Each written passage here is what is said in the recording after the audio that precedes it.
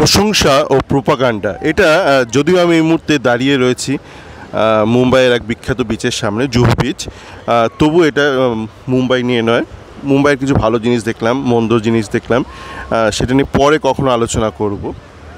তো এটা মূলত ইস্টবেঙ্গল নিয়ে একটা আলোচনা, প্রশংসা ও প্রোপাগান্ডা।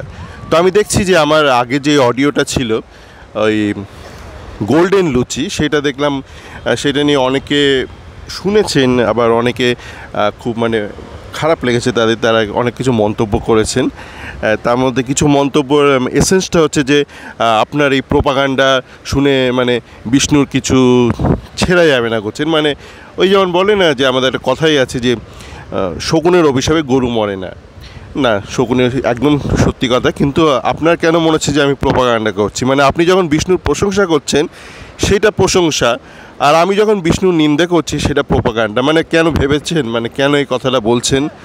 আপনার প্রশংসাটার মধ্যে সততা রয়েছে, তার মধ্যে নিষ্ঠা রয়েছে, আর আমার নিন্দের মধ্যে সততা নেই, নিষ্ঠা নেই, এটা কেন আপনার মাথায় আসছে? আপনার মতের যে সমত পোষণ করেন, আপনার সাথে যে সমত পোষণ করেন, আপনি ধরে নিয়েছেন সে প্রোপাগান্ডা করছে। এটা হলো অদ্ভুত একটা আজকের দিনে দাঁড়িয়ে ভারতের মানুষের মধ্যে বা সাধারণ মধ্যবিত্ত মানুষের মধ্যে একটা নিম্নবিত্ত, একটা খুবই নিম্নমানের একটা চিন্তাধারা, যে তার মতামতটা যে গ্রহণ করছে, যে মতামতটা মেনে নিচ্ছে, সে সততার প্রতীক। আর বাকিদের মতামত, যাদের মতামতের সাথে তার মত মিলছে না, তারা অসতের প্রতীক। তো এইটা কেন? এটা ভাবুন। কালকে যেমন দেখলাম একটা ইস্টবেঙ্গল ফ্যান হঠাৎ রেগে গেল, এবং পরবর্তীকালে আমি তাকে লাথি মেরে বার করে দিয়েছি আমার চ্যাট ফোরাম থেকে। সে হঠাৎ করে লিখেছে চ্যাট ফোরামে যে দাদা নাসিব দেখতে দেখতে 5টা গোল করে ফেললো। তো আমি খুবই আনন্দিত হলাম, উৎফুল্লিত হলাম, বললাম তাহলে গোকুলামের উচিত নাসিবকে নাম্বার 9 হিসেবে নেওয়ার। সে শুনে হঠাৎ রেগে গেল, রেগে গিয়ে অনেক এটা ওটা মন্তব্য করলো। তো সুপারিটি কনফ্লেক্স অনেক কিছু বললো। তো আমি সাথে সাথে লাথি মেরে আমার চ্যাট ফোরাম থেকে বার করে দিলাম। আমি তো তাকে ব্যক্তিগতভাবে কিছু বলিনি। সে বলেছে নাসিব রহমান 5টা গোল করেছে।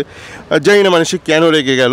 সে হয়তো ভাবছিল আমি বলবো যে ইস্টবেঙ্গলের উচিত নাসিব রহমানকে স্ট্রাইকার হিসেবে খেলানো, যেহেতু এই মুহূর্তে ক্লেটনের ফর্মটা হারিয়েছে। তার তো নাসিব রহমান কোন পজিশনে খেলা আমি নিজেই ভুলে গেলাম। আপনারা একটু জানি না আপনাদের মেধারা কোথায় নেমেছে। এই মাঠে এই যে দেখছেন এই বালিটা গর্ত খুঁড়ে এর মধ্যে ঢুকে পড়ুন না। আপনার মেধারা এখন যেখানে রয়েছে আপনাদের এই গর্তের মধ্যে ঢুকে পড়া উচিত। নাসিব রহমান ছিল একজন সিডিএম, তাই তো, একটা সিডিএম, এবং যার ডিফেন্সিভ কোয়ালিটি খুবই বাজে। এমন একটা সিডিএম যার ডিফেন্সিভ কোয়ালিটি খুবই বাজে, কিন্তু এই নাসিব রহমানকে দিয়ে ভীষণভাবে চেষ্টা করা হয়েছিল এই তন্ময় দাস বলে যে ইস্টবেঙ্গলের যে প্লেয়ারটা আছে, যে এই মুহূর্তে আইএসএল টিমে থাকা সত্ত্বেও খেলতে পারছে না যেহেতু তার চোট লেগেছে, তাকে না এই বালি খুঁড়ে ভেতরে পুঁতে দেওয়ার একটা চেষ্টা করা হয়েছিল। তাতে এই বাঙালি ইস্টবেঙ্গল ফ্যানরা অনেকে জড়িত ছিল। বাঙালি ইস্টবেঙ্গল ফ্যানরা যারা হাফ প্যান্ট পরে দালালি করতো, খোঁচরগিরি করতো ব্রিটিশের সাথে, সেই খচ্চর বাঙালিরা, যারা ক্ষুদিরাম, সুভাষচন্দ্র বোস, বাঘাযতীন সকলের সাথে খচ্চরগিরি করেছে, বিরুদ্ধে খচ্চরগিরি করেছে, সে খচ্চর বাঙালি, হাফ প্যান্ট বাঙালি, যারা ব্রিটিশের দালালি করতো, হাফ প্যান্ট পরে হাবিলদারি করতো, সেই খচ্চর বাঙালি চেষ্টা করেছিল তন্ময় দাসের পেছনটা মারতে। নাসিব রহমান যে ডিফেন্সিভ কোয়ালিটি কিচ্ছু নেই, তাকে চেষ্টা করা হয়েছিল আগে ঠেলে দিয়ে তন্ময় দাসকে গায়েব করে দেওয়ার। পারেনি। নাসিব রহমানকে লাথি মেরে বার করে দেওয়া হয়েছে। সে এখন সন্তোষ ট্রফি খেলছে, সন্তোষ ট্রফিতে সে গোল করছে। সে কি স্ট্রাইকার? আপনারা তার বিচার কী হিসেবে করছেন? স্ট্রাইকার হিসেবে করছেন নাকি সিডিএম হিসেবে করছেন? সেটা ভাববেন না একবারও? ভেবেছেন নাসিব রহমানকে আপনি কী হিসেবে প্রশংসা করছেন? স্ট্রাইকার হিসেবে নাকি সিডিএম হিসেবে? এই নিম্ন মেধার বাঙালি, যার জন্য বাংলা এত পিছিয়ে পড়েছে, তারা ডিফেন্ডারের বিচার করে সে কটা গোল দিয়েছে তাই দেখে। নতুন করে যখন বিদেশি ডিফেন্ডার আনা হয় তখন বিভিন্ন চ্যাট ফোরাম বলবো না, ছাট ফোরাম বা বিভিন্ন ইউটিউবার ডিফেন্ডারের গোলের ভিডিও শেয়ার করে। ডিফেন্ডার কটা গোল করেছে, কি দুর্দান্তভাবে গোল করেছে, হেড দিয়ে গোল করেছে, আর সে হাফ প্যান্ট পরা খচ্চর বাঙালি সে ভিডিওগুলো দেখে আহা কি দারুণ ডিফেন্ডার, দারুণ গোল করে এই ডিফেন্ডারের কাজ কি গোল করা? তা প্রাথমিক কাজ কি? গোল করা। ডিফেন্ডারের, সেন্টার ব্যাকের প্রাথমিক কাজ কি? গোল করা। ভাববেন না? আর যদি না ভাবেন না, এখন হাফ প্যান্ট রয়েছে, এরপরে এই যে যখন জলটা টেনে চলে যাবে না, দেখবেন আন্ডারওয়্যার পরে বসে আছেন, হাফ প্যান্টটাও নেই।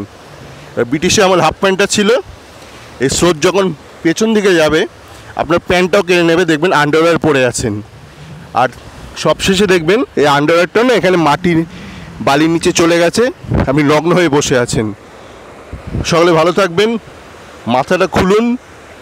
আর এই সমুদ্র থেকে আরও একটা কথা মনে পড়লো, আসলে সমুদ্র থেকে একটা বহুত ছোটোবেলা স্কুলে পড়া কিং ক্যানিউটের একটা কবিতার কথা মনে পড়লো। ব্যাপারটা হচ্ছে এরকম যে কিং ক্যানিউট, যে রাজা ক্যানিউট ছিল, সে নিজেকে ভাবতো সে যা বলে তাই সত্য। সে সমুদ্রের কাছে এসে সমুদ্রকে অর্ডার দিত, ঢেউ তুমি এসো, তুমি যাও। ভাবতো ঢেউ শুনছে তার কথা। তারপর এক সময় তার এই ঢেউয়ের যে একটা ন্যাচারাল রিদিম আছে, সেই রিদিমের সাথে তার কমান্ড মিলল না, ঢেউ শুনলো না, ঢেউ শুনলো না। তখন সে বুঝতে পারলো যে সে একটা সাধারণ মানুষ, তার কথাতে ঢেউ ওঠে না, বসে না।